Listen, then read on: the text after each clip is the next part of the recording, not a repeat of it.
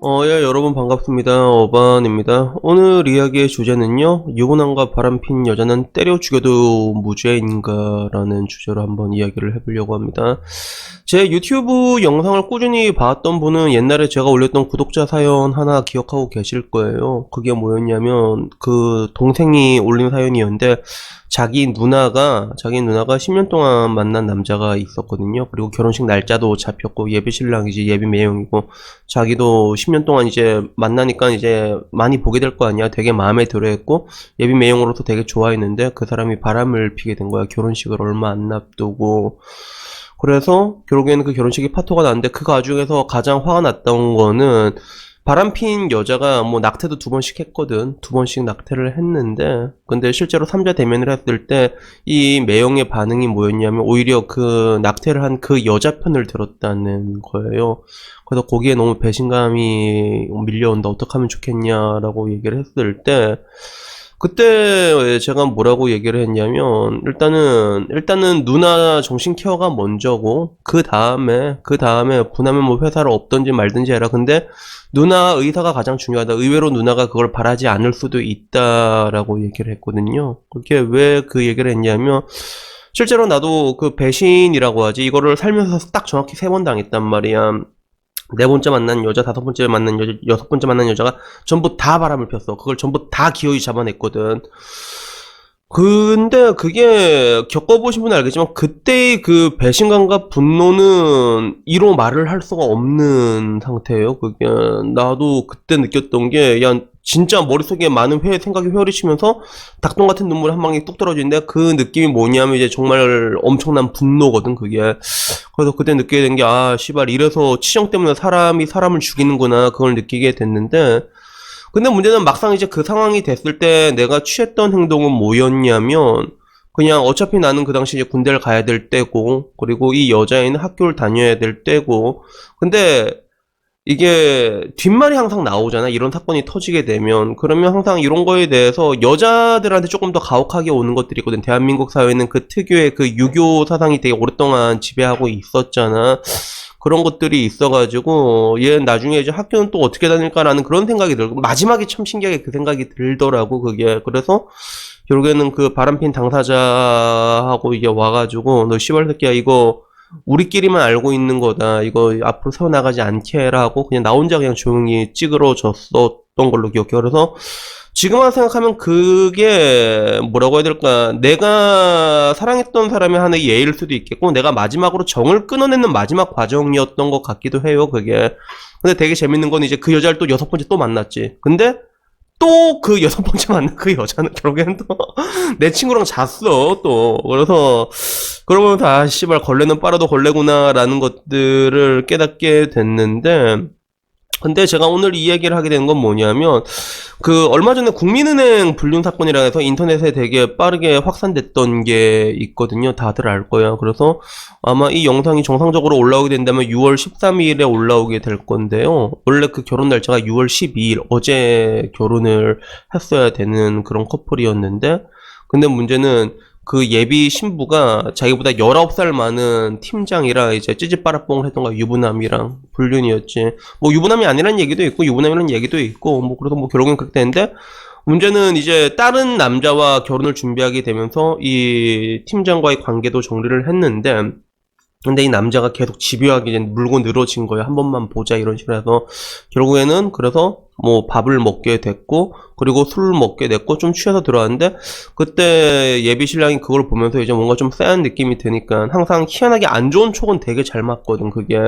그래서 뒤져보니까 자기랑 결혼하기 몇 주일 전에도 이제 팀장님 사랑해요 막 이러면서 이제 문자 같은 거 막 보내고, 그런 것들을 이제 보게 된 거지. 뭐 그래서 뭐 길들였다니 뭐니 이래서 결국엔 그것 때는 블라인드가 난리가 났거든. 그래서 지금 와서 보면 그 사람 신상이 다 틀렸어. 다 틀려서 국민은행 치면 이름 다 떠. 이름 다 뜨고 사진도 다 뜨고 이제 전 국민이 다 알고 있게 된 거야. 그래서 이걸 보면서 내가 느꼈던 생각이 뭐였냐면, 사실 나는 그래서 그 타짜에 나오는 정마담이 꼭 이렇게까지 해야겠어 라는 느낌이 그때 나는 그런 생각이 좀 들더라고. 근데 한편으로는 그렇게까지 했던 그 남자의 마음도 이해를 할 수가 있거든. 실제로 자기가 결혼 준비를 하면서 그렇게 행복한 표정을 짓고 인스타에도 결혼에 대한 그런 행복한 모습만 이렇게 쫙쫙쫙 올리고 카톡도 그렇게 올렸던 그 여자가 불과 몇 주일까지만 해도 그 유부남과 이제 사당해요 이러면서 팀장님 이러면서 이제 술 먹고 그런 것들이 있으면 그건 피가 거꾸로 솟지. 그렇지.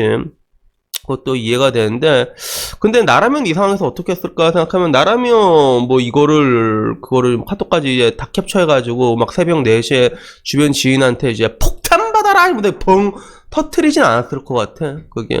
그래서 뭐 어차피 결혼은 파토 나는 건데, 근데 결혼을 준비하면서 들었던 뭐 비용이 많이 들었을 거 아니야. 그래서 그거 돌아가면서 너희 둘한테 내놓으라고 이 개 같은 놈들아. 너희가 안 내놓으면 터트려버린다고 이제.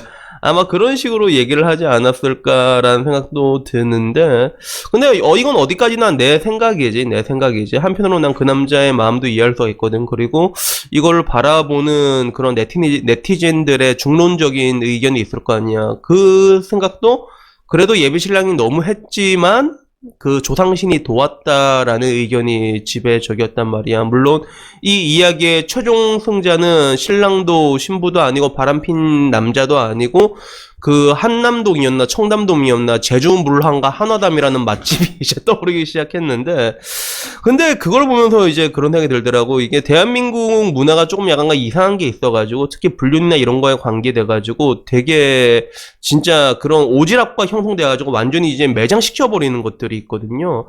근데 이게 대한민국 같은 경우가 좀 특이한 게, 사실 대한민국은 간통법이 이제 2015년에 폐지가 됐잖아. 그러니까 법적으로 처벌할 수 있는 근거는 없어. 어떻게 보면 이걸 처벌한다는 근거는 이제 국민정서법이 지배를 한다는 거죠. 이제 너 쪽팔려봐라 약간 이런 느낌인데, 실제로 이 간통법에 대해서도 프랑스 같은 데서는 이게 1800년도 되기 전에 폐지가 된 거란 말이야. 그래서 남자 여자가 침대에서 일어나는 일을 국가에서 처벌한다는 걸 오히려 더 웃기게 생각을 하거든요. 보통 그래. 그런 걸 어떻게 국가에서 남자 여자 떡친 걸 처벌하냐 이거 약간 그런 발상으로 이게 바라보고 있단 말이야.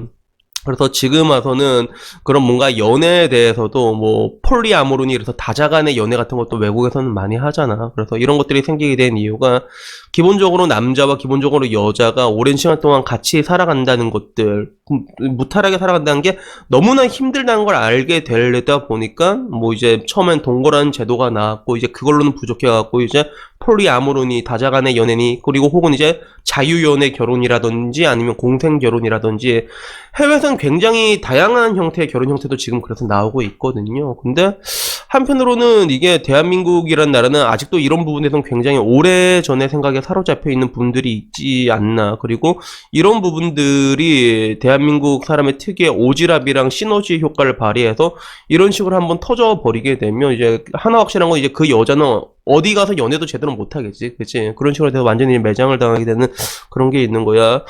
그래서 이 상태에 대해서 여러분들은 어떻게 생각할지 모르겠지만, 저는 근데 여기에 대해서 진짜 좋은 글씨를 찍어버리고 이제 뒤져버려라 라고 말하는 약간 지금 이런 현실의 작태는 조금, 대한민국 이 느낌은 글로벌 초태화 봤을 땐 조금 이게 좀 이게 과한 게 아닌가라는 생각이 들더라고요. 그래서 사실 뭐 잘은 모르겠어요. 이걸 어디서 어디까지가 허용해 줘야 될지. 복수로.